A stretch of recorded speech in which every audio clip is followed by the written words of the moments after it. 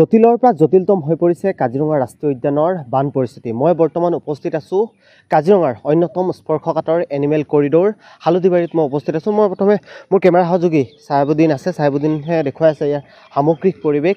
এনেদৰে ৰাষ্ট্ৰীয় ঘাইপথত সুৰক্ষা প্ৰদান কৰা হৈছে বন্যপ্ৰাণীসমূহ বেৰিকেড দি যি বাহনসমূহ আছে সেই বাহনসমূহৰ যি গতিবেগ সেই গতিবেগ নিয়ন্ত্ৰণ কৰি থকা হৈছে।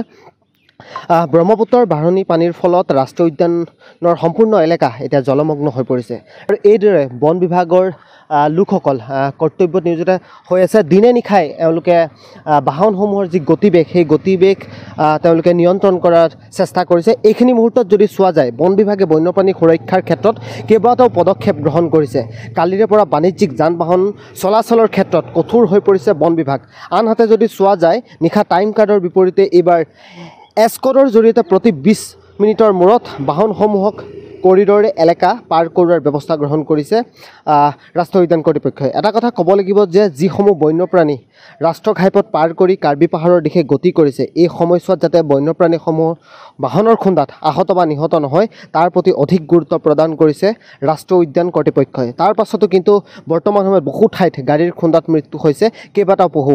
আনহাতে যিকোনো মুহূৰ্তত ভয়াৱহ ৰূপ ল'ব পাৰে কাজিৰঙাৰ বান পৰিস্থিতি, কিয়নো কেৱল বনাঞ্চলে নহয় এতিয়া জনাঞ্চলতো সোমাইছে পানী। এইদৰে যদি বৃদ্ধি পাই থাকে পানী, তেনেহ'লে যাতায়াত ব্যৱস্থা সম্পূৰ্ণৰূপে বন্ধ হোৱাৰ সম্ভাৱনা আছে, কিয়নো যিকোনো মুহূৰ্তত ৰাষ্ট্ৰীয় ঘাইপথৰ ওপৰেৰে বাগৰিব পাৰে পানী। সেয়ে বান পৰিস্থিতি অধিক ভয়াৱহ হোৱাৰ সম্ভাৱনা আছে। আৰু এটা কথা ক'ব লাগিব যে বৰ্তমানো বহু বন্যপ্ৰাণী ওখ ঠাই বিচাৰি দক্ষিণে থকা যি কাৰ্বি পাহাৰ সেই কাৰ্বি পাহাৰলৈ ঢাপলি মেলিছে। সেয়ে দিনে নিশাই ৰাজপথত এনেদৰে কৰ্তব্য সম্পাদন কৰি আছে। আমি দেখুৱাইছোঁ বেৰিকেড, যি 40 কিলোমিটাৰ স্পীড ইয়াত নিৰ্ধাৰণ কৰি দিয়া হৈছে আৰু কোনোবা যদি বাহনে এই যি নিয়ম উলংঘা কৰে সেইসকলে 5,000 টকা পৰ্যন্ত জৰিমনা বিহিব লাগিব।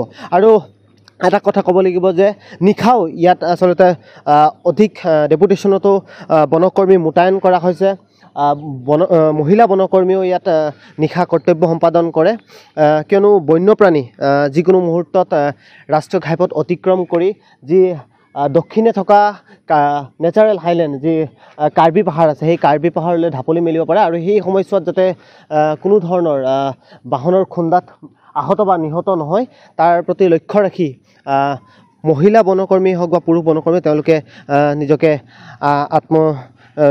কৰ্তব্য পালন কৰি আছে। আৰু এই মুহূৰ্তত মই কাজিৰঙাৰ যি অন্যতম স্পৰ্শকাতৰ এনিমেল কৰিডৰ হালধিবাৰী আছে, সেই হালধিবাৰীৰ পৰা দেখুৱালোঁ সামগ্ৰিক পৰিৱেশ।